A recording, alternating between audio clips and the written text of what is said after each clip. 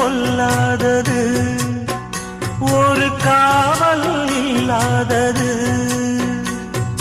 ஊதக்காத்தில் வஞ்சி மாது ஒத்தையிலே வாடும்போது போர்வை போல பொத்தி அணைப்பே.